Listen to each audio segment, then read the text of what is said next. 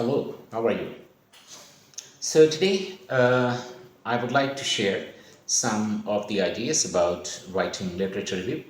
Today I've attended a workshop and I've just come back from that workshop, so I thought I should share some of the ideas when they are fresh in my mind. So I made notes during my that workshop, and now I'm ready to share those points with you. So if I miss any of the points, you can post a comment, ask your questions. I will try to answer them. So first thing is, this event was one day workshop that was specifically, the focus was how to write the literature review chapter of your thesis or your dissertation. This workshop was led by Dr. Eubanks, and it was hosted in collaboration with the US Embassy Islamabad and International Islamic University, and it was conducted today, that is July 22, 2025. So let's begin. First thing, what is a literature review? A literature review is not just a list of past studies. It is your chance to analyze, interpret, and connect ideas to show where your research fits into the bigger picture. In linguistics, this means knowing the key debates and schools of thought, showing why your research question matters, and identifying gaps, tensions, or contradictions in previous work. Second point, how to search effectively. Now, how do you actually find the right resources? Well, use Boolean operators and or not to narrow or expand your search. Rely on trusted debates, LLBA, JSTOR, Scopus, and Google Scholar. Don't forget citation chaining. Check both who a paper cites and who cites it. And take advantage of your university's interlibrary services, online databases that you have access to, Higher Education Commission of Pakistan, and there are so many other sources that are available online, so I don't think there'll be any problem in searching the resources. Tip, start using citations tools such as Zotero, Mendeley, or EndNote right away. So when you start a project, start working on your literature review from the very beginning. So write it in two stages. One stage will be where you will search, you will write rough notes, or you will write annotated bibliographies, or you can, whatever name you can give it, like it will be like pre-writing stage one, and then finally when everything is ready, you can again write, edit, refine, and write it again and again, and then improve it. So because you cannot write it once, you will have to repeat it. So instead of doing at the end, it is better to start writing now so that you develop a broader understanding, deeper understanding with the works in your particular area that you have selected or you are focusing on. So it will be very good and very helpful. Third thing that you will have to do is, it should not be description. So it should be from description to critique. Don't just describe what others say. Evaluate and engage with it. Dr. Eubanks, throughout this workshop, he said that you should interact with the literature, you should engage with the literature. It doesn't mean you have to be critical or harsh. It doesn't mean that you will have to summarize. It is that you will have to engage and you have to evaluate the existing studies respectfully and but critically. And you will have to add your critical voice to it. Look at the credibility, methods, and contribution of each source. Group related studies by theme, method, or theory. Highlight contradictions or gaps that you aim to explore. And think of your literature review as a conversation, as an interaction. So what's already been said and where do you step in? So that will be more impressive. Fourth point is, how do you organize your review? Well, there are many ways to structure your literature review, but structure it well. So first is chronological. If you are tracking development over time, it will be chronological. Chronos means time, so it will be on the timeline. And thematic, that is great for grouping ideas and concepts or themes. Methodological, that is useful when comparing research techniques. Theoretical, best if you are engaging with specific linguistic theories.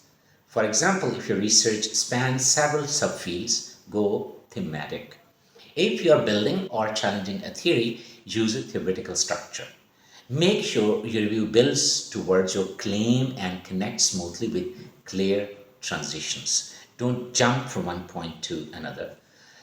Fifth point is academic integrity matters. Always cite your sources, whether you are quoting, paraphrasing, or using someone's idea. Use tools such as Turnitin or Grammarly to check originality, and keep detailed notes with full citations as you read. So for this, what I have done, or what I have discussed with different professors, and they say that the best thing is, number one, pre-writing stage and then writing stage.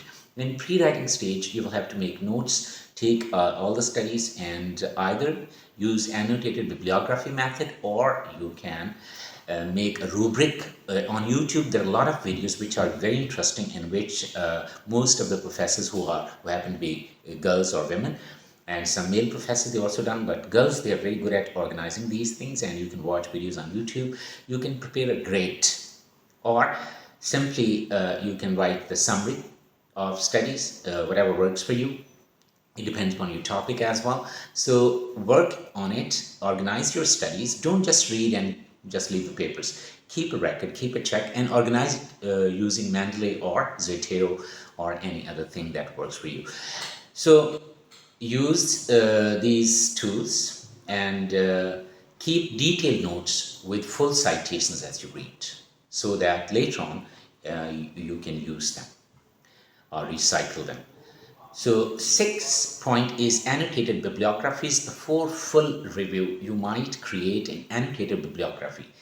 Each entry should include the full citation, a summary of the main idea and methodology, evaluation, what is strong, what is weak, and why it matters to your research. So here this is important, that you can write the citation, summary of the main idea, evaluation means strengths and weaknesses, and why it matters to your research, where you will connect and you will use it. So that relevance is the key. Seventh key takeaway, that was entering the academic conversation. Academic writing is more than producing text or texts. It is about joining a scholarly conversation. So linguistics discourse, you are joining that, and you will use different genres, dissertations, journal articles, proposals, and engage with the community by reading, reviewing, and publishing.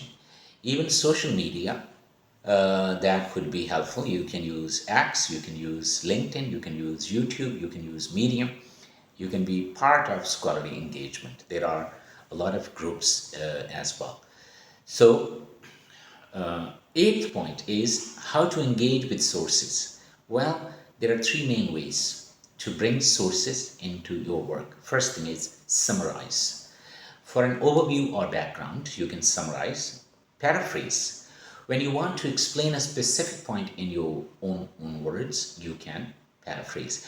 And in summary, you can use multiple studies, but in paraphrase, use one study at one time. Quote, when precision or wording matters, exact words they matter, you can go for quoting the exact quote. So each has its place. You will have to use each wisely. Ninth key takeaway is structuring your review like a story, like a narrative. A good literary review follows a narrative arc. Beginning, set the stage, define your scope and purpose. Middle, explore themes, methods, or theories. End, point out the gaps and where your research goes next. Consider frameworks such as BEAM and BEAT, B-E-A-M, B-E-A-T. Dr. Eubanks, he has given us these two tips in addition to so many other things that he shared the whole day. So BEAM means B-E-A-M, B, background, E, exhibit, A, argument, M, method. And BEAT is background, exhibit, argument, and theory. So they help you organize your thinking and your writing. 10th takeaway is citations and tools. From day one, keep your references organized. Stick to one citation style according to your university. These guidelines, APA, MLA, or Chicago. Usually universities, they go for APA in linguistics, and for literature, MLA and Chicago. Or there are other styles, but mostly they depend on these three styles. Use tools such as Zotero, Mendeley, or EndNote to save time and avoid mistakes, and they can help you in other things as well. So, key advice that I'd like to give is Dr. Eubanks. He said literature review isn't just a record of what has been done. It is true. It is the lens through which you sharpen and focus your own research question, and it is engagement and interaction with the literature. And he also said that you will have to get to the point quickly. Some people take too much time to get to the point. So he said you have to be more direct and get to the point quickly.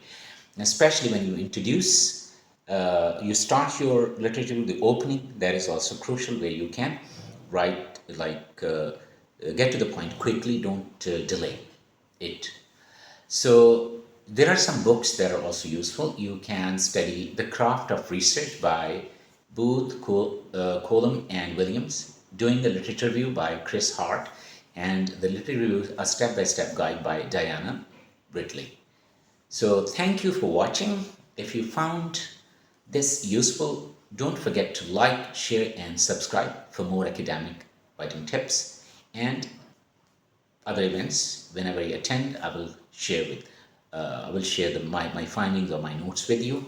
So I hope they will help you. You can also follow me on LinkedIn, Facebook, Instagram, Blue Sky, Medium, my Medium blog and blogger, WordPress. On WordPress, I write about English language teaching. On Medium, it's mostly Medium and Blogger. It is about linguistics. So sometime I write about issues and I make YouTube videos. So you can subscribe to them. And if you have any questions, feel free to send your questions. Best wishes for you. Good luck and take care. See you in the next video.